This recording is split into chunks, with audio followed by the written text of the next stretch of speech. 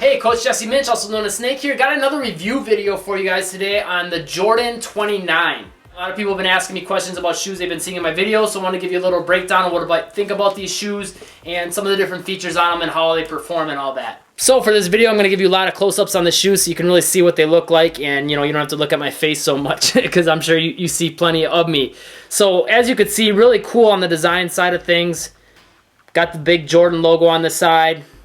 A lot of the different kind of, stripe pattern going through it to give it kind of a flowing look and whatnot. Now, on the performance end of things, these things are great. And one of the biggest innovations and things that they added to these and things that makes these awesome is the upper. The upper is completely using a special type of woven fabric, which if you see, different Jordan 29s, a lot of them don't even look like the same shoe because they can do so much so quickly as far as changing the upper with this new design of the upper that they came up with the woven fabric. They can just create all kinds of different upper designs, which is really cool. So you'll see a lot of 29s that look completely different. Now, as far as how they play, I love the upper. It kind of reminds me of the Hyper Rev, which I have right here. And I was a big fan of these. I like the upper. It was real flexible, almost like a sock and all that. But the only thing I didn't like about it is with this strap here, it didn't feel overly supportive. It was almost too flexible.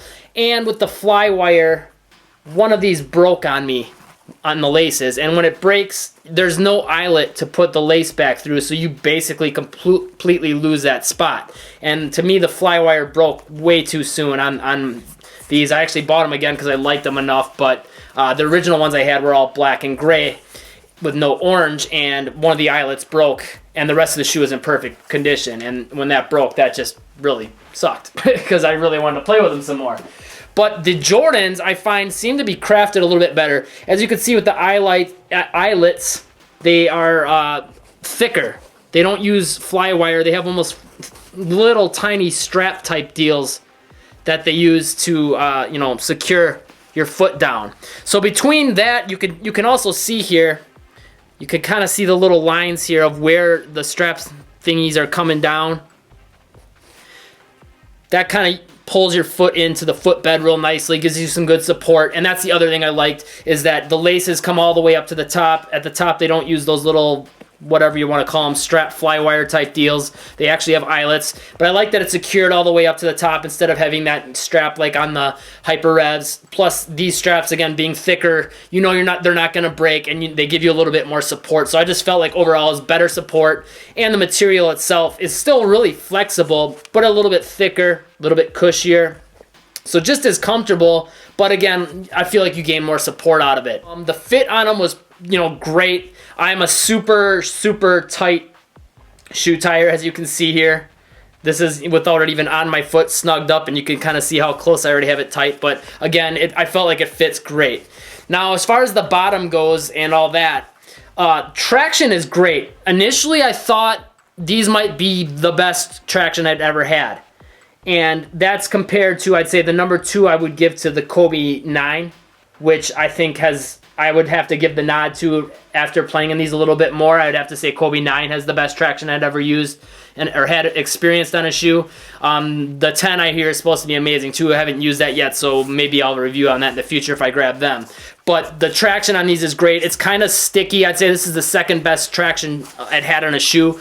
Couple courts that I played on that were a little less finished, these slipped on for a little bit for me that I played on recently, some of those types of courts. So, something to consider, but overall, I'd say these are better than anything else I've used other than the Kobe 9 when it comes to traction. The other thing that they have as a feature that they had in the last years in the 28s was they have the flight plate system, which basically adds a real thick kind of carbon fiber shank plate over the Zoom.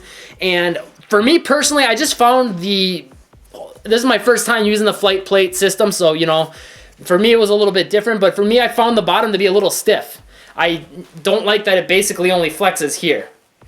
And even there it doesn't flex a lot. I prefer a shoe that has a little bit of flex to it, but isn't, like Nike Free Flex for basketball anyways.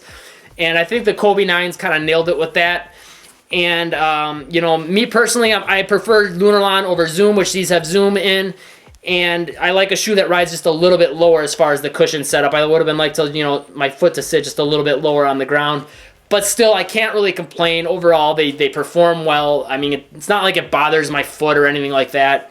Great support, you know, great for playing in. Again, I'd say right now, overall, I'd put these at my number 2 shoe behind the Kobe 9 just barely. I really like the upper in these a lot more. The Kobe 9s, just your feet sweat horribly in, and these aren't so bad on that end of things. And I'd, you know, say these are quite a bit lighter as well. One last thing. The fit is, I'd say it's about true to size. I wear anywhere from a 10.5 to 11 depending on the shoe. These I rocked an 11 with, and they fit fine for me. So, you know, take that into consideration. I wouldn't say they're overly wide, overly narrow. They fit pretty well as far as all that goes. So, you know, Go with, I'd say, either with what you normally wear, maybe bump it up a half size if you're worried about it, but I think with this fabric upper, you'll be okay, you know, no matter where you decide to go on that end of things. Overall, I think they're a great shoe. I'd say, again, I'd probably give Kobe 9 just a slight edge on these, but definitely one of the top 5 shoes I've ever used, and I enjoy these quite a bit, so definitely, you know, if you're looking for a great sneaker and you got a little bit of money to put into it, 29 is a great option for you. Give me a thumbs up if you found this video helpful. Make sure you hit the subscribe button. I'll have some more videos like this, review videos and whatnot coming for you guys, as well as, of course, the usual tips, tutorials, drills, all that stuff. And, of course, if you haven't headed over to gethandles.com yet, make sure you head over there. Get your free ball handling workout and guide. That's going to help you so much with your ball handling ability, just knowing what you need to do as far as to become a great ball handler, and that ball handling workout / warm-up is going to be great. It's going to instantly improve your ability to break down defenders in games. Shooting will be better. Defense will be better. Pretty much every aspect of your game will be improved just by doing that before you go into a game or you go into a practice. So make sure you check that out as well. And as always, thanks for watching. Stay tuned for more.